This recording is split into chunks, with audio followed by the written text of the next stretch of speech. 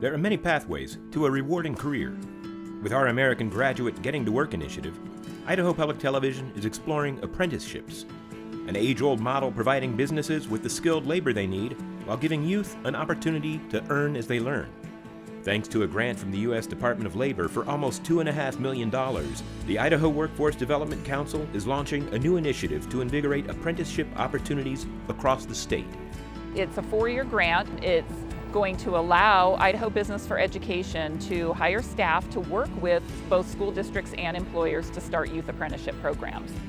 Apprenticeship is a combination of a structured on-the-job training plan that an employer and an employee or their apprentice would follow, along with what we call related instruction or classroom training. We are trying to put together a program based on the Swiss model. What we're hoping to do is we're hoping to get juniors and seniors in high school that would show an interest in an apprenticeship, and we're trying to connect them to businesses. We have 2 young men working for us right now that are in the high school program where they start in their sophomore year and they begin learning a little bit about different apprenticeship programs. So that could be automobile, body work, that could be painting, that could be welding, and in our case, the plumbing, heating, and air and electrical. So we happen to have a young man that's doing plumbing, and we have a young man working here that's doing HVAC, or heating and air. My name is Hunter. I'm 17.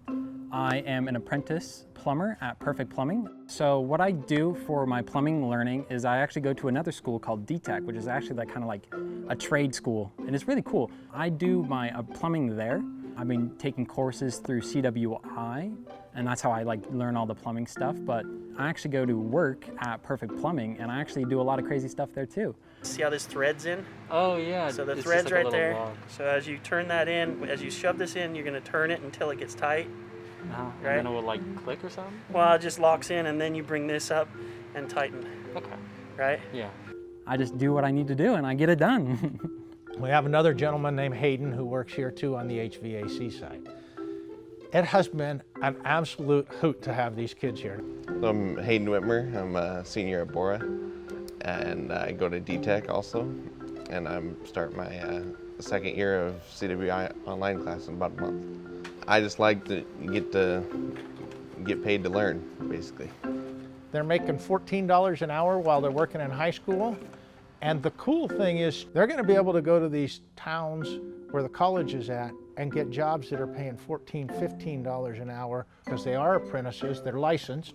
So worst case scenario is we're helping some kids succeed. It's a crazy experience because I never thought I would get paid to go to school, but man, it is amazing. It makes school so much better to go to, I tell you that.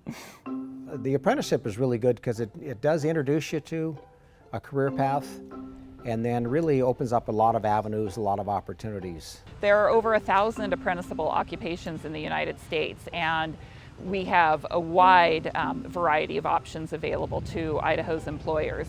So we're looking at cybersecurity, information technology, healthcare, advanced manufacturing, traditional trades, apprenticeships across all occupations. We're talking about, say, a young person wants to get into journalism. But wouldn't it be an awesome thing to do is to take your humanities, take all your programs, your mathematics and everything else, and maybe 2 days a week you're working for one of the television stations or radio stations or something, right? So that's the type of apprenticeship. In the IT industry, when you think about website developers or graphic designers, there's opportunities to pair up what those students are learning in their high school classes along with an on-the-job experience with employers who are desperately looking for those skill sets. In healthcare, we've helped to create programs that take CNAs to medical assistants. We're talking about working with some of the local hospitals statewide and starting an apprenticeship. 2 days a week they come into the hospital, and more likelihood of them getting into nursing school by doing that. So we're not just talking dirty jobs. When we think about the opportunities that we can provide to our youth, especially in our rural communities, helping them see the jobs that exist in their communities, that if they want to stay, they have the opportunity to grow into those positions and never leave their community. So the apprenticeship programs, we've talked a lot about how they're good for the kids, but for the business, it's kind of a must, in my opinion. Right now, people, they don't sign up for the trades. If we don't get out there and get talking to these kids when they're 17, 18, or find a way into their homes when they're 20, 21, we're just not gonna have people to do the work.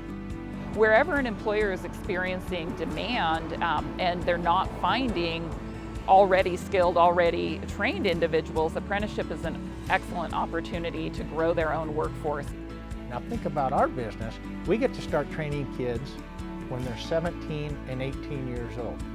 And we get to help them through the school, but they also get to help us. So we put Hunter through our 3-day customers care, how to do what we call our service system. And he was sitting in a room with 25 other experienced technicians, most of which were journeymen. And it was a lot about like how to make sales and like how to give 5-star service.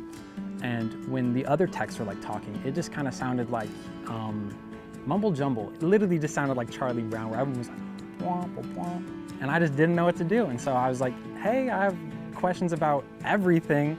And they were like, wow, we really sound like aliens with people who don't understand anything. The questions they asked were light bulbs to all of us adults. We're like, oh. I mean, we'd laugh. That was really dumb. And then we think about it and we go, oh my gosh, how dumb are we? Because we're talking to people that don't know any more about our trades than they do, just like we just talked to them. And so the advantage to having these kids been absolutely a blessing. And really, we only did it because we thought we've really got to help this program. And in the meantime, payoff's been huge. There's something about bringing a young person into a business. It's good for the older people too. It really makes them feel like they're real mentors. And who benefits from that? Certainly the apprentice, the business with a stable workforce, but the community. We're talking about people carrying their own weight, right?